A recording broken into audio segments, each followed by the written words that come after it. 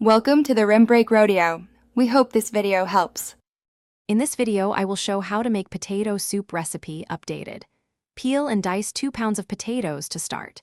Heat butter and oil in a large pot. Sauté onions until soft. Add potatoes, 4 cups chicken or vegetable broth, and season with salt and pepper. Simmer until potatoes are tender, then mash some for body.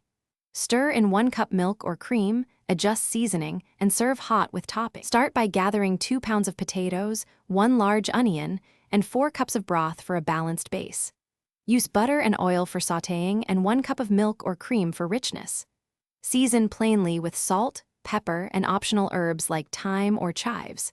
If you want more texture, reserve 1 potato to mash. Taste and adjust before serving with crusty bread. Begin by sautéing 1 chopped onion in butter and oil until translucent, about 5 minutes. Add diced potatoes and stir to coat, then pour in 4 cups of broth to cover. Bring to a simmer and cook until potatoes are fork tender, around 15 to 20 minutes. Mash part of the potatoes for creaminess, then stir in 1 cup milk or cream. Finish with salt, pepper, and fresh chives.